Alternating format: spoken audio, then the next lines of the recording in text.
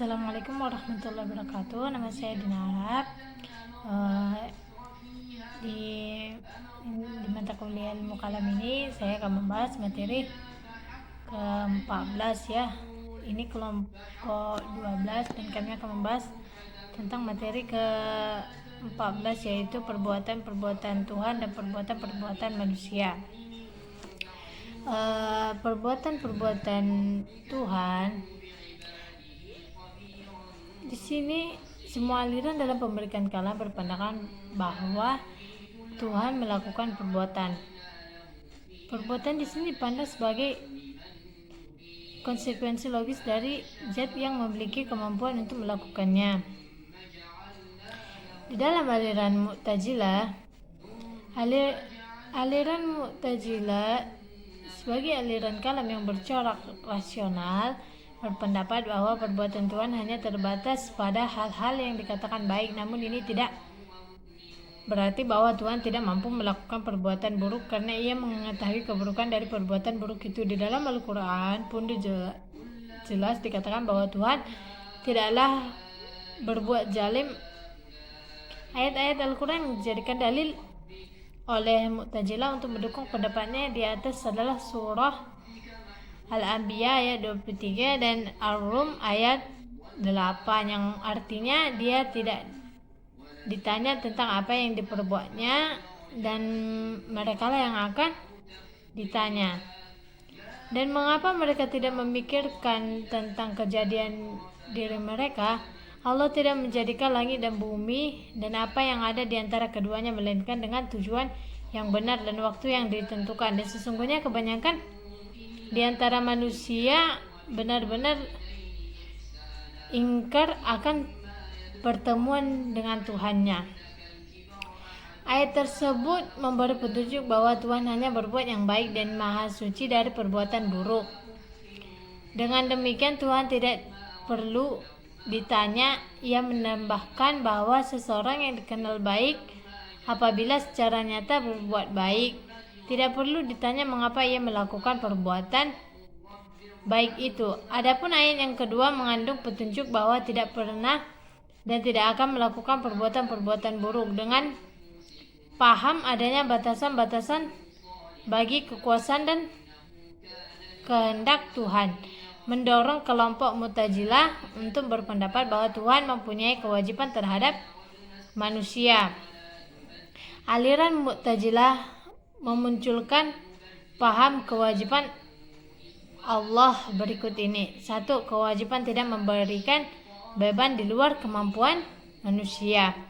Memberi beban di luar kemampuan manusia adalah bertentangan dengan paham berbuat baik dan terbaik. Hal ini bertentangan dengan paham mereka tentang keadilan Tuhan. Tuhan akan bersifat tidak adil kalau ia memberi beban yang terlalu berat kepada manusia. Yang kedua, kewajiban mengirimkan rasul bagi aliran Mu'tazilah dengan kepercayaan bahwa akal dapat mengetahui hal-hal gaib. Mengirimkan rasul tidaklah begitu penting. Namun mereka memasukkan pengiriman rasul kepada umat manusia menjadi salah satu kewajiban Tuhan. Yang ketiga, kewajiban menepati janji dan ancaman. Janji dan ancaman merupakan salah satu dari 5 dasar kepercayaan aliran Mu'tazilah. Hal ini erat berhubungannya dengan dasar keduanya yaitu keadilan. Tuhan akan bersifat tidak adil jika tidak menepati janji untuk memberi pahala kepada orang yang berbuat baik dan menjalankan ancaman bagi orang yang berbuat jahat. Selanjutnya, keadaan tidak menepati janji dan tidak menjalankan ancaman bertentangan dengan maslahat dan kepentingan manusia. Oleh karena itu, menepati janji dan menjalankan ancaman adalah wajib bagi Tuhan. Yang kedua, aliran Asy'ariyah. Menurut aliran Asy'ariyah, paham kewajiban Tuhan berbuat baik dan baik bagi manusia. Aliran Asy'ariyah tidak menerima paham Tuhan mempunyai kewajiban. Tuhan dapat berbuat sekehendak hatinya terhadap makhluk, sebagaimana dikatakan Al-Ghazali, perbuatan-perbuatan Tuhan bersifat tidak wajib atau jais, dan tidak satu pun darinya yang mempunyai sifat wajib. Karena percaya pada kekuasaan mutlak Tuhan dan berpendapat bahwa Tuhan tak mempunyai kewajiban apa-apa. Aliran Asy'ariyah menerima paham pemberian beban di luar kemampuan manusia. Asy'ariyah sendiri dengan tegas mengatakan dalam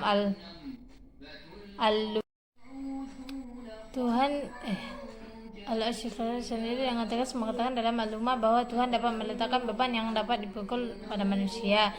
3. Aliran Maturidiyah mengenai perbuatan Allah ini terdapat perbedaan pandangan antara Maturidiyah Samarkand dan Maturidiyah Bukhara. Aliran Maturidiyah Samarkand yang juga memberikan batas pada kekuasaan dan kehendak mutlak Tuhan berpendapat bahwa perbuatan Tuhan hanyalah penyangkut hal-hal yang baik saja. Dengan demikian Tuhan mempunyai kewajiban melakukan yang baik bagi manusia. Demikian juga pengiriman Rasul dipandang Maturidiyah Samarkand sebagai kewajiban Tuhan. Adapun Maturidiyah Bukhara memiliki pandangan yang sama dengan Asy'ariyah mengenai paham bahwa Tuhan tidak mempunyai kewajiban. Namun sebagaimana dijelaskan oleh Badawi, Tuhan pasti menepati janjinya, seperti memberi upah kepada orang yang berbuat baik.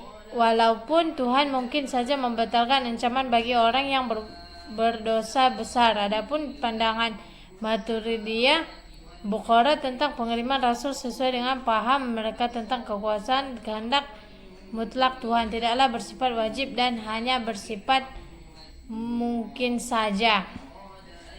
Mungkin cukup sekian yang dapat saya sampaikan untuk perbuatan-perbuatan Tuhan, dan selanjutnya akan dilanjutkan oleh rekan saya yang bernama Amrin Jiliwu tentang perbuatan manusia.